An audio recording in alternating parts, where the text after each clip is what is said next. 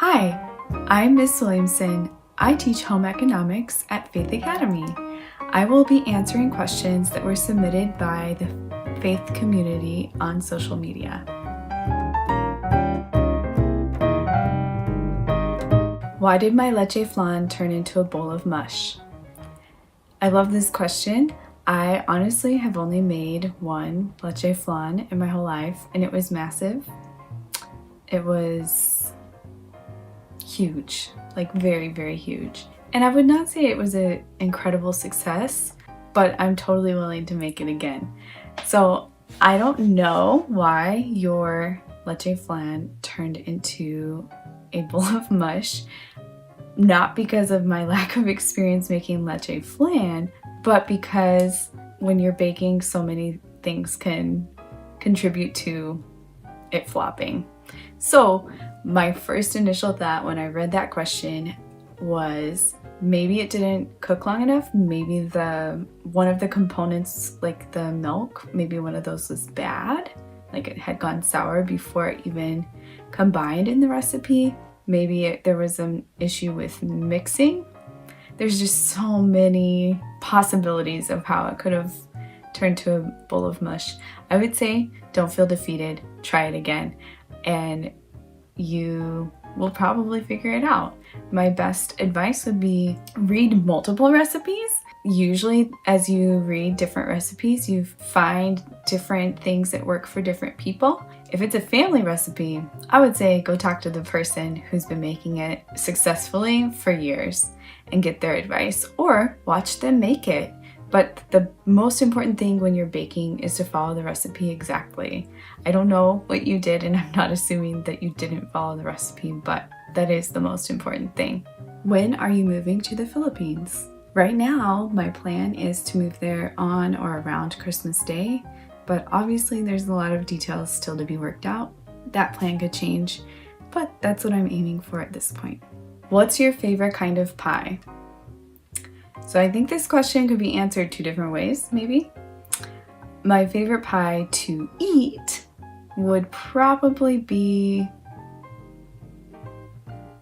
cherry, peach, blueberry, apple, chocolate, coconut, banana, basically all of them. My favorite pie to make? Probably apple. And I think it's because there's a nostalgia that's connected to it. I was baking on my own at the age of 8 years old, and the first thing that I baked on my own, completely with no help, was an apple pie. So I think it's just very nostalgic to me to bake that, and it brings back memories from over 20 years of baking apple pies. What is your favorite dessert? My favorite dessert is Florentines. They're beautiful, usually Italian cookie that's kind of lacy in appearance, and it's like a caramel almond, really thin, crispy cookie dipped in dark chocolate. I love them. I cannot ever get enough. They're delicious. What made you love cooking?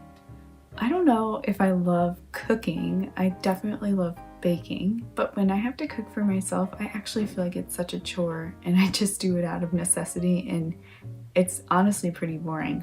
But I do love to cook for other people, and especially large numbers of people. I get some sort of weird thrill out of that. Maybe it's the piece of it that's a challenge, and I just want to make sure that I accomplish it. I want people to be happy with the food they're eating. Do you like the Great British Bake Off TV show? Yes, I love this show, and I watch it often. I even usually am watching it or have it on in the background as I'm lesson planning. What's your favorite thing to bake? So for years and years and years, I have always answered this question with apple pie. Until recently, I thought, is that actually my favorite thing to bake? So I think maybe I'm changing. My answer for this question is whatever I'm baking in the moment. It's so hard for me to have a favorite. Lately, I've been baking tons of pumpkin bread, and I love it. I'm baking it to fulfill an order at a coffee shop, but I still love baking it every week. I love baking pies. I don't get tired of baking pies ever. I don't get tired of baking banana bread. I love a good challenge, so any type of French patisserie, I love to bake those too. I don't do it too often, but if it's a special thing, like I made some French macarons for my birthday, and that was really fun to have a challenge. And I didn't do them super well, but I learned a lot along the way, and I think that's what's important. What has been the most unique cooking experience for you? I'm gonna give you a top 2. So probably number 1, when I was in high school, I was a cook in a nursing home kitchen. After school, that's where I went, and I would make the meals. There was a government issued menu, and so I had to follow that exactly. Like, we were required to also make an alternate menu, and it had to be different than the government issued one. So if the government issued one had like beef as the main course, then maybe I would make an alternate menu with chicken or pork. That sounds complicated enough, right? But then to add in even more complicated measures, people who lived in the nursing home were always they were kept under careful watch medically because they needed that, right? So their diets could change from hour to hour depending on what their bodies needed. My second most unique cooking experience would probably be outdoor ed in 2018. I have just never experienced anything like that before, and it was exhilarating. I think it ended up being the highlight for me of my time in the Philippines. Yeah, I'm blown away what the team of cooks and kitchen staff could put together, and what Mrs. Keating did to lead that. It was just amazing. And then to see how we were able to provide food for so many people safely with no ref. I just think that's amazing. So that really blew my mind, and it was so fun to be a part of. My mom is gluten-free. Do you have any good recipes for people with this allergy? Yes, in fact, many people that are close to me that I love very much are also gluten-free. And I tend to eat pretty gluten-free as well. If we were gonna bake something, I just use the same recipes that I would use with normal glutinous flour, and I just used gluten-free flour, and I don't know, I always had success. So maybe spend less time looking for recipes, just get some good gluten-free flour, which I would suggest using a blend of gluten-free mixes or flour blends. I really like ground oats mixed with maybe ground almonds or any other grain, but I always do a combination, and I think those all work together. I don't know, I've always had success for the most part. Pie crust is probably the hardest thing to make gluten-free in my experience. Is it hard to teach from the US right now? Right now, yes. I am feeling burnt out, so I don't think this is sustainable. I'm genuinely concerned for my students, or all students. It's just, this is not fun. I'm ready to make some changes, which one of those would be being in the Philippines. I'd also say it's really hard to teach foods classes online, and I think the hardest part is not getting to enjoy the food that others make. And that's one of the fun things in foods class is the students cook in teams in the different kitchens in the home ec room, and now everyone has to make their food as an individual for their family, which is great for the families. But I think the students are missing out on enjoying that food from their peers and working together as a team to make the food. And I'm missing out on tasting their delicious foods. But I must say, everyone is turning in impressive work. How do you make your dish less spicy after you've accidentally added too many hot peppers?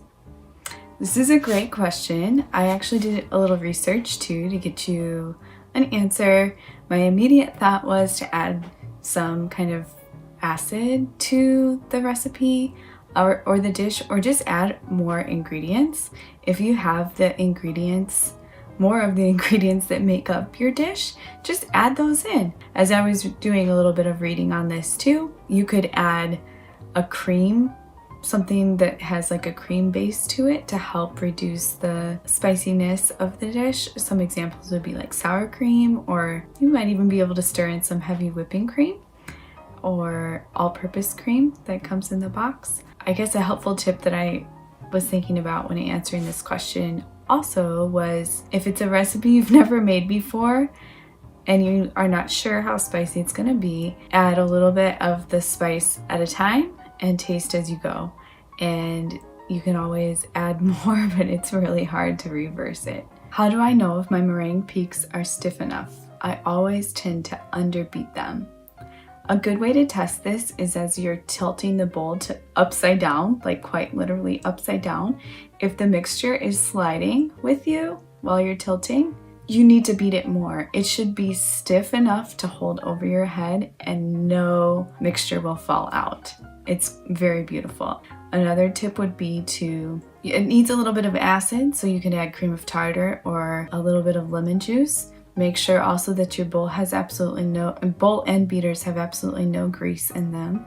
And that includes no fat from the egg yolks, so make sure your eggs were separated well. Something that I found that's really fun is to add the sugar very gradually, so maybe a tablespoon at a time. When you start adding it when the egg whites get a little bit foamy, and then beat it in just slowly and gradually, and it's a beautiful glossy meringue. How do I improve my knife skills? This is a great question. My first piece of advice for this is practice, practice, practice. But the second piece goes right along with that. Make sure you know what it is that you're supposed to be doing to keep yourself safe, others safe, and your food safe, of course, too. And also to be thoughtful and economical when you're cutting. If you're using your knife skills correctly, you should be getting the most out of the food that you're cutting as well. Always, always, always, the sharpest knife or the sharper knife is the safer knife. So make sure you're cutting with confidence. And I would also say grip that blade, which is what they would teach you as you're learning knife skills as well. This gives you control over where the blade is going. And yeah, again, practice, practice, practice. How did you learn to cook? I think mostly just by watching my mom cook or joining her as she would cook. I would love to explore with food, and she gave me the freedom to learn and test mixing ingredients on my own or with her direction, and I loved doing it. Have you learned anything new recently?